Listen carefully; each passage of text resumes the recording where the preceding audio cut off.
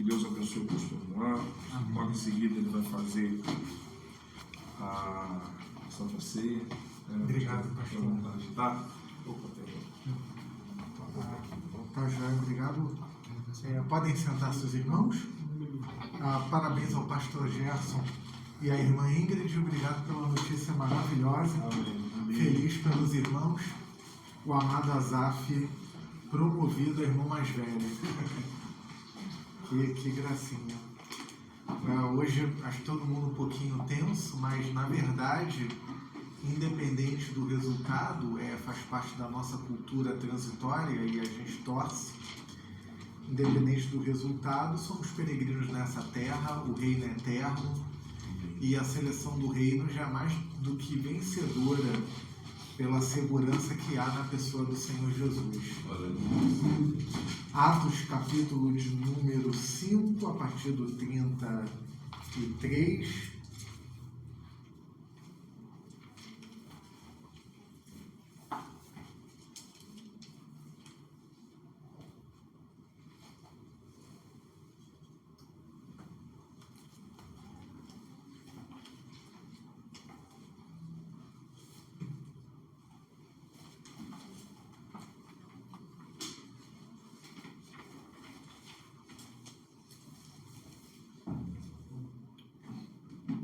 Diz assim a santa palavra do Senhor. Ouvindo isso, eles se enfureceram e queriam matá-los. Então, certo fariseu, chamado Gamaliel, doutor da lei, respeitado por todo o povo, levantou-se no sinédrio e mandou que aqueles homens saíssem por um momento. E prosseguiu: homens israelitas, tende cuidado com o que estáis para fazer a estes homens. Porque há algum tempo surgiu Teudas, dizendo ser alguém, a ele se ajuntaram uns 400 homens, mas ele foi morto e todos os que lhe obedeciam foram dispersos e reduzidos a nada. Depois dele, nos dias do recenseamento, surgiu Judas, o galileu, e desencaminhou muitos que o seguiram, mas também morreu, e todos os que lhe obedeciam foram dispersos. Agora vos digo, afastai-vos destes homens, e deixai-os livres, pois se este projeto ou obra for dos homens, se desfará, mas se é de Deus, não podereis derrotá-los, para que não sejais achados combatendo contra Deus. Então, concordaram com ele, chamando os apóstolos, aplicaram-lhes chicotadas e ordenaram que não falassem em nome de Jesus. Então os soltaram. E eles retiraram-se de diante do sinédrio, alegres por terem sido julgados dignos de sofrer afronta por causa do nome de Jesus. E todos os dias, no templo e de casa em casa, não cessavam de ensinar e de anunciar Jesus, o Cristo. Palavra do Senhor. Deus, bendito e eterno, exaltado seja o Senhor. Estamos diante da Tua palavra e tão somente dela, e que Teu Espírito testemunhe internamente em nós que a palavra lida e aplicada é a palavra do Senhor. Que o Senhor tenha misericórdia de nós e Teu Espírito use a Tua palavra para nos conformar ao varão perfeito que é Cristo. Que o Senhor nos aproxime de Ti e que o Senhor me esconda atrás da cruz. Que as palavras dos meus lábios e o meditar do meu coração sejam agradáveis a Ti, rocha minha, Redentor meu, em nome de Jesus. Amém. Meus irmãos, o título da mensagem é Quando Deus dá o livramento.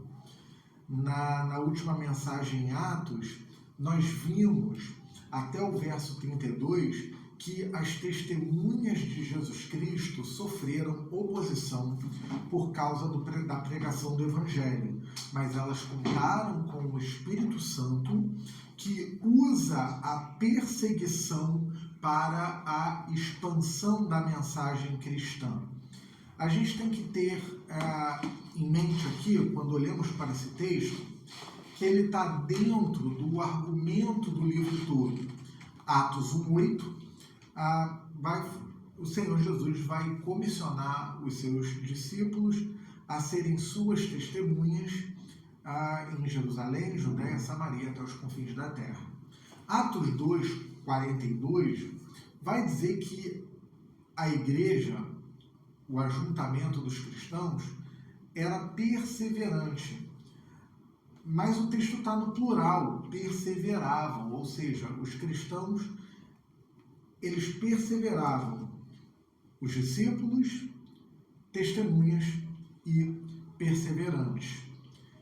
O que nós temos nesse texto são as testemunhas de Cristo, não só aqui, como em todo o capítulo 5, e também o testemunho do Espírito aos que creem, o verso 32. Então, o tema da mensagem de hoje, dentro desse argumento, é que Deus, ele proporciona o livramento dos apóstolos para que a mensagem do Evangelho ela seja expandida. Ou seja, em resumo, a mensagem é maior do que os mensageiros. Esse é o ponto aqui.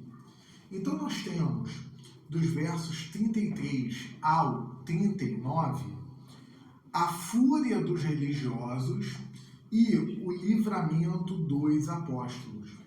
Então, o verso 33, ouvindo isso, ouvindo o quê? Ouvindo a pregação de Pedro. Os apóstolos, a partir do 29, representados ali por Pedro e os apóstolos disseram, quando ele fala que é mais importante obedecer a Deus que aos homens, texto da última mensagem em Atos, no verso 30, os apóstolos pregam o Evangelho. O Deus de nossos pais ressuscitou Jesus, ressurreição, a quem vocês mataram pendurando num madeiro, a morte de Jesus. Então, o que é o Evangelho? É a boa notícia que Deus perdoa pecadores por meio da morte e da ressurreição do Senhor Jesus Cristo. Então, ao pregar a mensagem evangélica, sobretudo a singularidade de Jesus na salvação e como mediador entre Deus e homens, o verso 33 fala que os religiosos se enfureceram e queriam matá-los. O verso 33, ele usa uma expressão, enfureceram, que no grego original quer dizer partir ao meio com a serra, ou serrar ao meio, que vai indicar muita raiva, uma intensidade, uma indisposição intensa no coração, a ponto de almejar a morte dos apóstolos. Zero empatia aqui. Uma raiva, dominados por uma raiva, a ponto de usar uma expressão que significa pegar a pessoa e serrar a pessoa ao meio, tamanho ódio, tamanha a fúria. E a passagem usa esse sentimento negativo para introduzir um personagem que vai dos versos 34 ao 39 em seu discurso, que é Gamaliel. Quem foi Gamaliel? Gamaliel era um alto teólogo fariseu, um homem, um teólogo aqui, a expressão doutor da lei, era um homem de altos estudos, ele era um homem respeitado por todo o povo. Ou seja, por ele ser um teólogo muito conhecido, ele era alguém que era dotado de sabedoria e ele contava com um reconhecimento popular.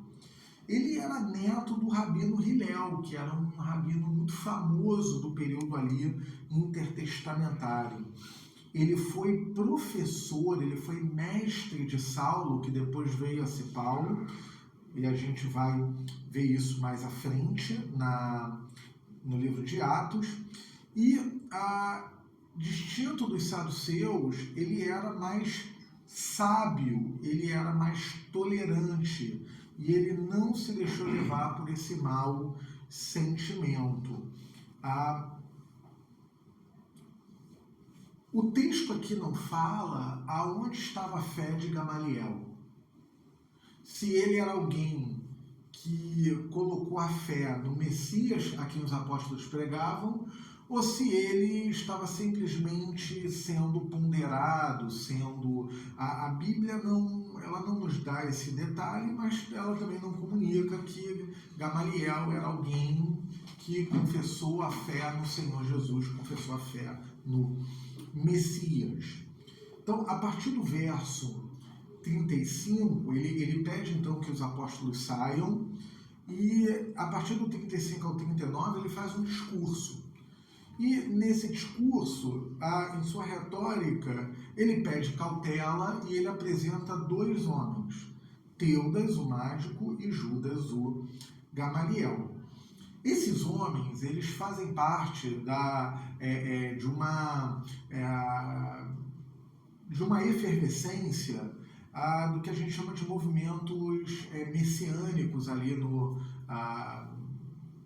período intertestamentário e no período do Novo Testamento, que eram homens que se colocavam como profetas, como agitadores de multidões, e que conseguiam arrastar para si um número de pessoas. Aqui no verso 36 ele fala que 400 pessoas se juntaram a Teudas, né? E a Judas, o Galileu, desencaminhou muitos que o seguiram. Então eram homens de discurso, de arrastar multidões. A gente não tem muitos dados quem são esses homens. Flávio Joséfo vai falar de um Teudas que tem características semelhantes a esse Teudas aqui. Tem um debate acadêmico, que eu não vou entrar muito nele, que a data de Joséfo difere da data de Lucas. Então, tem essa dificuldade de encaixar no tempo. Nosso irmão Marcos é historiador, então ele sabe bem dessas questões de documento e a ação do homem no tempo. Tem esse debate acadêmico, e como também Lucas, o autor inspirado, era um historiador, então ele está registrando esse discurso de Gamaliel, que vai falar de Teudas, que era um mágico, um profeta, Judas, o Galileu, que arrastaram multidões. Só que quando esses homens eles foram mortos por serem agitadores, ambos, o que aconteceu? Os movimentos cessaram. Eles arrastaram multidões, eles foram mortos, a multidão, uma vez que o líder foi morto, a multidão se dispersou. E o que a gente percebe nesse discurso, que vai do 35 ao 39, sobretudo aqui o verso 39, é a sabedoria de Gamaliel. Mas se é de Deus, não podereis derrotá-los, para que não sejais achados combatendo contra Deus. Ou seja, se essa obra ela é de Deus e vocês se colocarem em oposição a ela, vocês vão estar em oposição contra o próprio Deus. Então, há uma inteligência retórica e uma sabedoria que convenceu aquela plenária, convenceu o sinédrio a não matar os apóstolos. Por isso, tema central, né? O Deus que dá o livramento, e o livramento aqui dos apóstolos é para que a mensagem ela seja expandida. A mensagem ela é maior do que os mensageiros. Então, qual é o ponto aqui? Deus, ele usa quem ele quer para os seus soberanos propósitos, mesmo que essa pessoa seja de fora do seu povo. Então, ontem estava a lecionar nosso amado seminário Martin Bucer, a disciplina Introdução ao Antigo Testamento, e ontem nós encerramos a disciplina com a literatura profética, os profetas, e começamos o dia ontem estudando Isaías. O livro de Isaías fala de Ciro, rei da Pérsia. O Senhor chama de meu servo, um rei pagão, um rei ímpio. Não servo no sentido de que aquele rei era um adorador do Deus vivo e verdadeiro que se revela nas Escrituras, mas servo no sentido de que Ciro iria cumprir, como cumpriu, os propósitos e desígnios do Senhor. Então Deus ele usa quem ele quer para os seus soberanos propósitos, mesmo que essa pessoa seja de fora do meio do seu povo. Então, na história do Brasil, no período entre o Império e o início da República, ali surge um dos maiores escritores de todos os tempos. Vim a me encantar com ele no seminário. Confesso que o meu ensino no meu período escolar não era tão atenado a esses temas, mas no seminário tinha lá disciplina de português 1 a 4 e parte gramática, parte literatura, e vinha me encantar com Machado de Assis. E naquele período procurei ler todas as obras possíveis que fosse desse autor, que é reconhecido até fora do nosso país. Ele é tido como maior autor da literatura brasileira, né, na nossa história. E a gente não consegue saber qual era a fé de Machado de Assis, se ele era uma pessoa cristã, convertida. Verdade é que ele tinha um conhecimento das Escrituras, tanto é seu livro Esaú e Jacó, que ele tinha algum nível de conhecimento das narrativas bíblicas. E Machado de Assis, ele começa a escrever, como ele era alguém muito ouvido pela sua escrita, ele começou a escrever textos e comentários em jornais a respeito da tolerância em relação aos protestantes. Ele começou a escrever notas levando uma reflexão que se parassem de perseguir evangélicos que estavam abrindo seus templos e pregando a mensagem das Escrituras. E isso começou a ser refletido. Então, Deus pode usar uma pessoa refletida para que se cessasse a indisposição, né? Claro que não cessou de imediato, mas Deus ele usa uma pessoa de fora do seu povo para o cumprimento de seus soberanos propósitos. E isso leva, esse discurso e essa sabedoria de Gamaliel leva ao convencimento e à punição. O verso 40. Então concordaram com ele, concordaram com Gamaliel, e chamando os apóstolos, aplicaram-lhe chicotadas e ordenaram que não falasse em nome de Jesus. E então os soltaram. Então aqui houve a decisão de libertar os apóstolos, né, e a aplicação do castigo de Deuteronômio 25:3. Deuteronômio ali 25, do 1 ao 3, vai falar da punição e vai falar do número de chicotadas, sendo este 40. Não mais que isso, porque isso isso era ali tido como um exagero, como uma punição para além daquilo que uma pessoa humana aguenta, né? Então, se a pessoa cometeu uma transgressão, que a punição seja ali 40 chicotadas. E aqui é uma possível aplicação, né? Eles provavelmente aqui receberam as 40 chicotadas, não falo o número, só o plural, né? E o versículo fala que eles receberam a ordem de não falar mais no nome de Jesus e foram soltos, né? Então, eu já contei a história para os irmãos do pastor Richard Denham, conhecido carinhosamente pela alcunha de seu Ricardo, fundador do Ministério Fiel, que quando veio dos Estados Unidos ao Brasil com a sua esposa Pérola como missionário, ele não foi para o estado de São Paulo, São José dos Campos, em primeiro movimento. Ele foi para o interior do Amazonas, na década, se não me engano aqui, década de 60, 70. E ele chegou a ser alvo de arremessos de pedra por causa da pregação do Evangelho. Às vezes, meus irmãos, mensageiros do Evangelho podem sofrer uma coerção física ou até moral por causa da propagação da mensagem.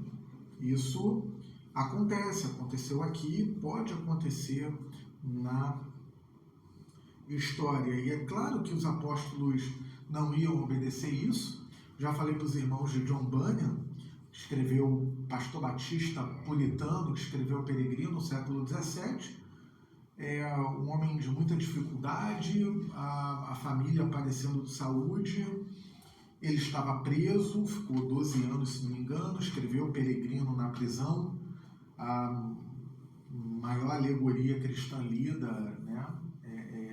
Dizem que é o maior livro cristão lido depois da Bíblia, pelos cristãos, e falaram para John Bunyan: olha, gente, se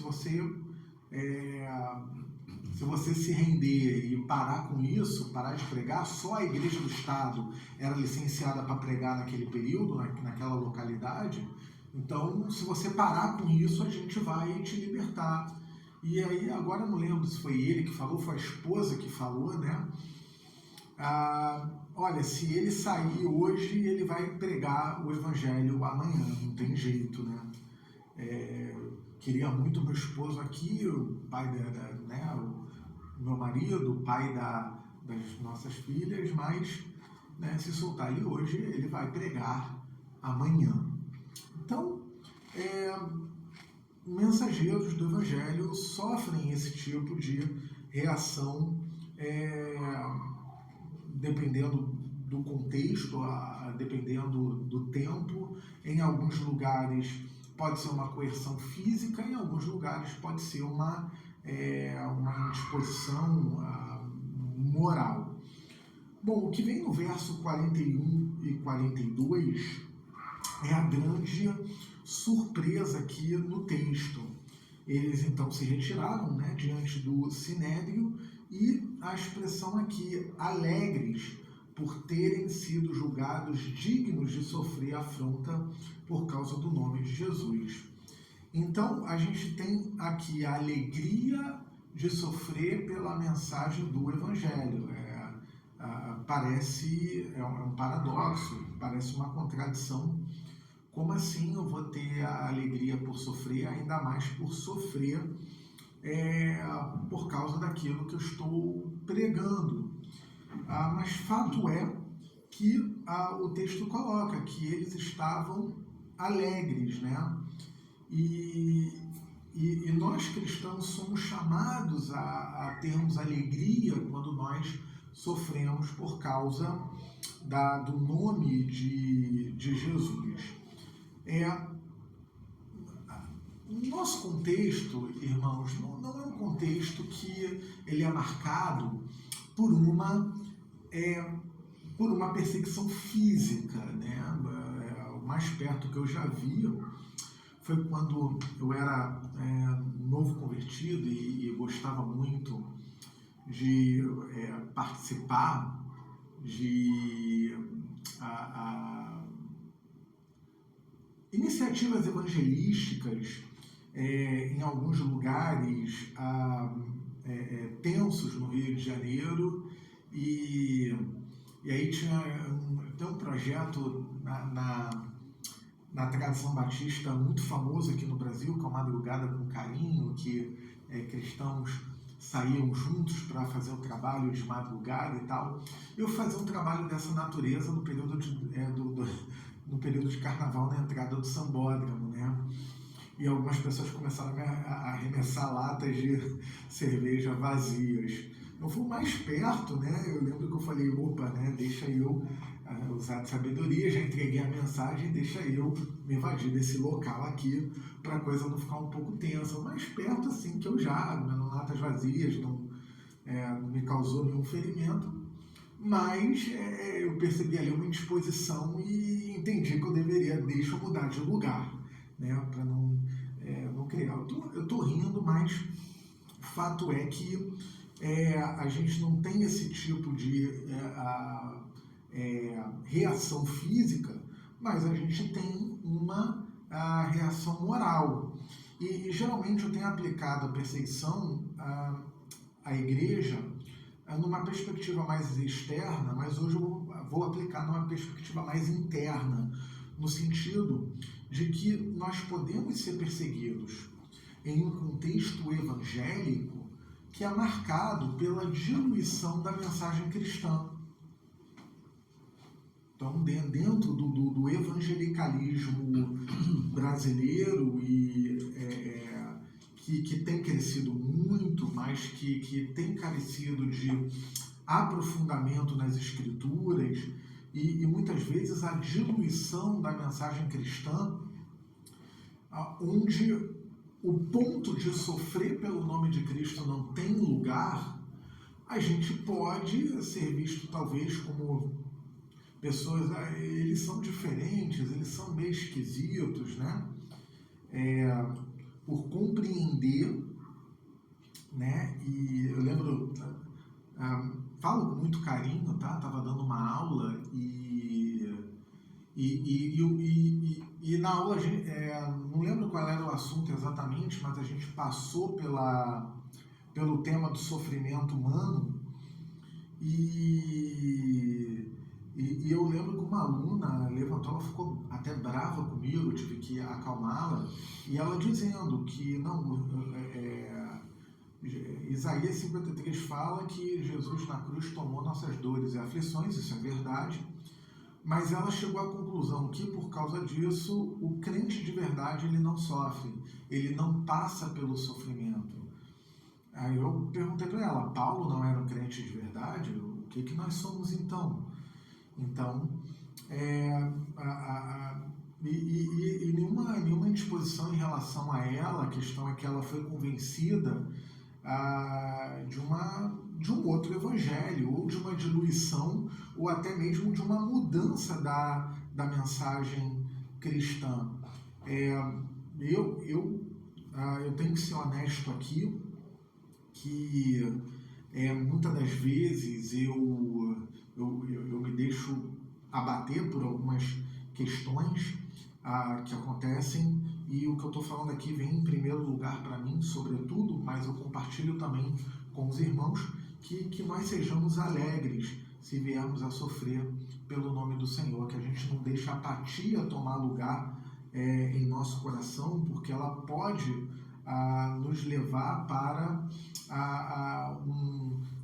não necessariamente um distanciamento do Senhor, mas perder a alegria da salvação e perder o fôlego, diminuir o fôlego na nossa devoção cristã. Então, o que eu estou falando aqui, que eu estou aplicando à igreja, em primeiro lugar, o meu coração, se fomos rejeitados, não por causa de algum limite nosso, mas por causa da mensagem que nós transmitimos, meu irmão, isso é a honra para nós, que sejamos alegres e que a gente não deixe isso tomar lugar em nosso coração.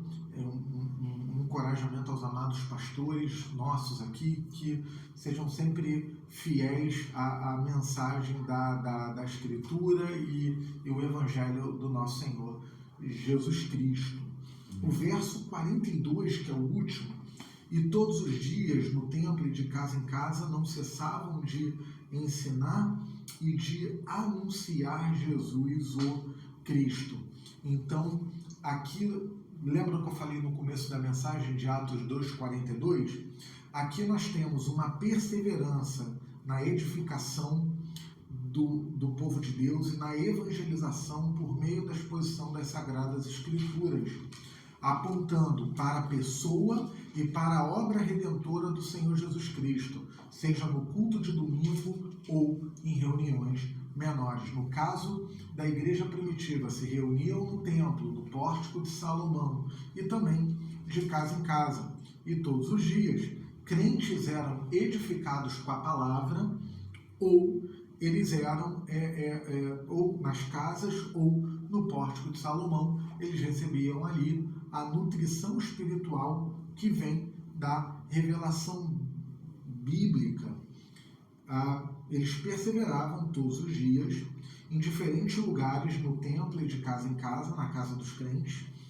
Não cessavam os apóstolos, que eram os responsáveis pelo ensino, hoje somos os presbíteros, pastores, não cessavam de ensinar, ou seja, ensinar aqui é instruir para edificar, para o fortalecimento da fé da igreja e o fortalecimento também individual consequente. E anunciar Jesus o Cristo, que é a proclamação, é a evangelização, é falar para aqueles que não conhecem a Jesus, não conhecem o Evangelho, que não têm uma relação com o Deus vivo e verdadeiro, que se revela na Bíblia, o Deus unitino, infinito e pessoal, para que essas pessoas conheçam o Deus que se revela na Bíblia.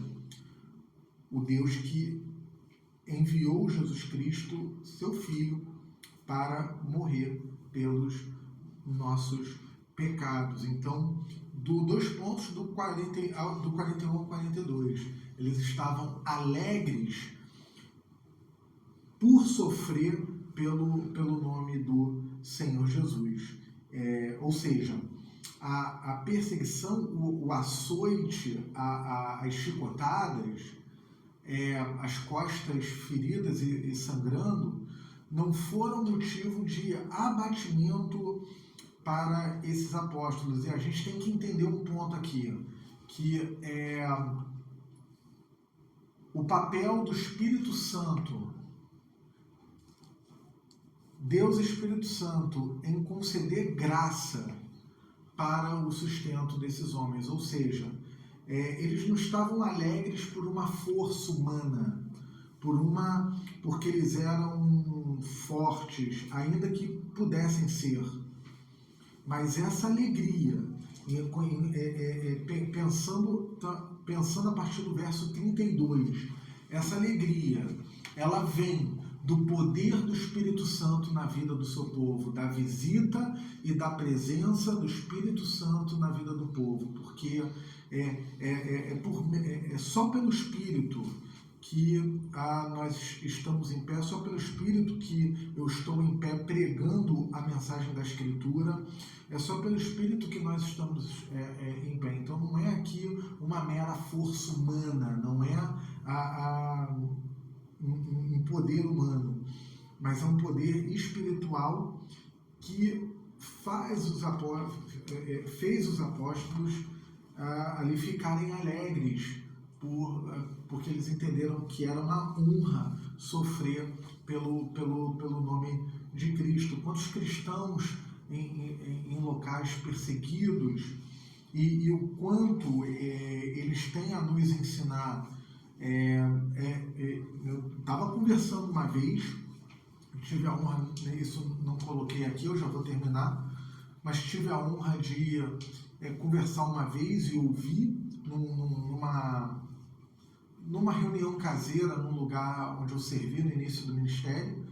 Eu ouvi um obreiro que fazia parte da igreja perseguida, eu não vou dizer aqui o país dele, depois eu falo para os irmãos em off, mas ele era um crente naquela localidade e recorrentemente, por uma questão profissional, vinha ao Brasil, e pude ouvi-lo, E ele muito humilde falando com a gente e tal, e muito admirado conversando comigo sobre formação acadêmica na área de teologia, etc., né?